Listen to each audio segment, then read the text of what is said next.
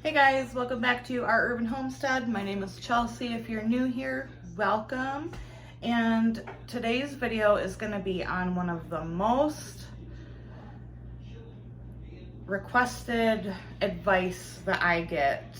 For those of you who don't know, I help moderate several very large canning and preserving groups on Facebook. I get asked advice and walk people through how to do many things, but this is probably the number one thing I get asked, and that is how to can potatoes. A lot of people have bad luck canning their potatoes. They are very cloudy, starchy, goopy. They don't mash up well straight out of the can. And I'm going to tell you my method that has helped lots of people, and it works perfectly every time for me. Well, and others, to be honest. These potatoes will mash up just like fresh potatoes when you heat them up and then drain the water off and go to mash them whenever you're ready for them. They are beautiful looking in the jar, and it's not hard as long as you follow just a couple simple steps. So the first big step that you want to follow is to make sure, ooh, got caught, sorry. So I soak my potatoes 3 times, changing the water out every half hour. I do it at least 3 times, but I do it in my kitchen sink. And you want that sink to be clean. Now, I'm not talking about just wiping it and spraying it down. You want to scrub the inside and outer edges of your sink with antibacterial soap. Give that a good rinse. You want to, your little stopper thing for your sink, you want to scrub that as well, and the drain on the inside. Once you have done that, I like to spray vinegar on it, let it sit for 5 minutes, give that a rinse, and then I will do that process all over again. It's very important to have a very clean sink to work with. So these are the potatoes that I'm working with today. These I found in the pantry. As you can see, they are sprouting. They're still hard, but I want to get these canned up so they don't go to waste. You guys know I don't like that. So I'm going to get these all peeled, chopped into roughly 1-inch cubes, and they are going to go into this cold water in this very clean sink, and I'll be back when that's done. Okay, so April so graciously peeled the potatoes for me while I chopped and dropped them into this cold water. And as you can see, the water is cloudy. That is from the starch. I'm going to let these sit for a half an hour. Then I'm going to drain the water, fill it up again, let it set for another half hour, and we'll be back once that happens. So really the key, in my opinion, to getting wonderful canned potatoes that don't have that big starchy gloopy mess at the bottom, or that mash up beautifully, sorry, I'm trying to get the lighting a little bit better, that mash up beautifully out of the can is really the soaking and draining process. Soaking them in water is gonna bring out all that starch, and you really want to get as much starch out as you can before you put them in the canner. Okay, we are on the second soak of the potatoes. As you can see, the water is much less cloudy than before. These are gonna sit for a half hour.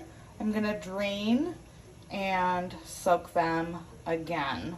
Yes, this is a long, well, some people might think it's a long process, but this is really the key to getting perfect canned potatoes. Okay, so our water is just about clear. So I'm gonna go ahead and get these in the jars. Obviously I'm gonna bring you right back with me for that. All right, now we're gonna go ahead and fill our jars. I don't have my funnel, hold on.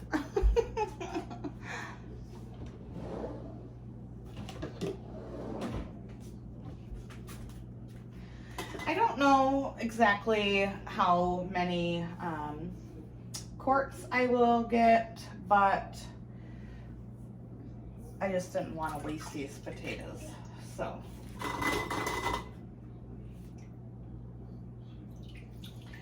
I'm thinking I might get 3. Now, just like with green beans, you want to pack these down in there and fill them to 1-inch headspace. I do my potatoes raw and cold canning method. I feel like that really gives the best consistency. Yeah, I think I'm gonna get about 3 quarts, but 3 quarts on your pantry shelf is better than going to waste, for sure. So like I said, you really wanna pack them on in there. When you think you have enough, pack some more in.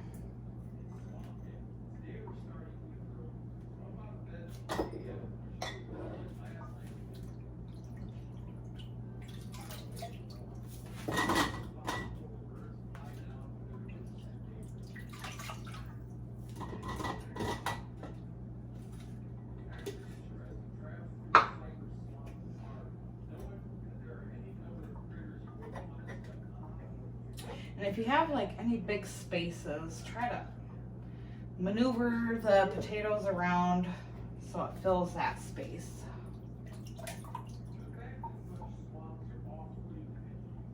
I might get 4 quarts.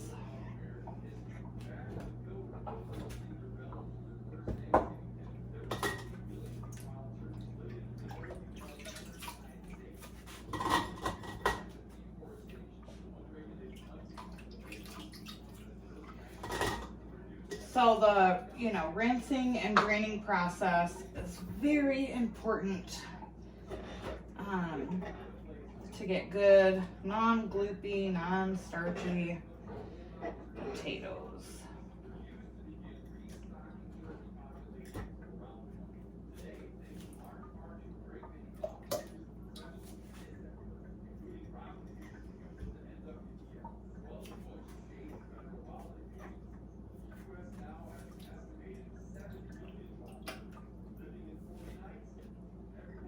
See, I'm trying to pack these suckers in and maneuver the potatoes around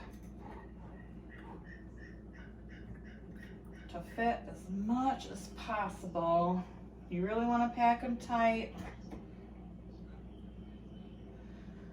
All right, I got maybe about 1/2 cup of potatoes left in my sink.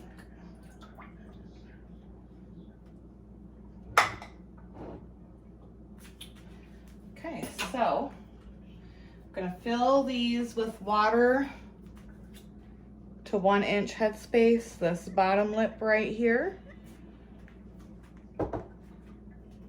And then you're gonna clean your rims, fingertip tight with lid and ring. These are gonna process for 40 minutes. Pressure can. If you were doing pints, you would do 35 minutes. And I'll show you what they look like when they come out. Okay, so I actually realized I didn't show you guys about putting salt in the jars. You want to do 1/2 teaspoon. And then I thought I would just touch a bit more on when I say cold canning, cold pack method what I mean by that. So the potatoes are cold, the water that is in the jars is cold, and my canner is cold. I am using my digital canner for these just because there's only 4.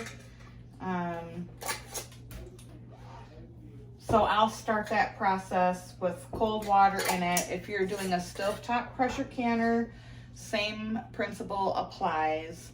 Cold water in your pressure canner.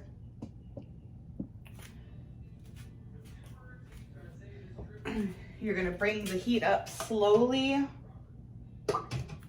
Let it vent for 10 minutes. This is for a stovetop canner.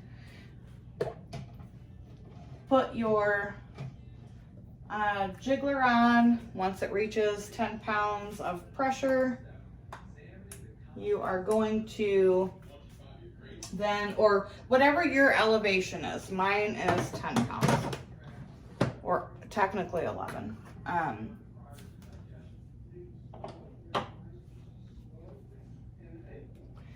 And then once it reaches the pressure per your elevation, you will start your timer for 40 minutes for quarts, 35 minutes for pints.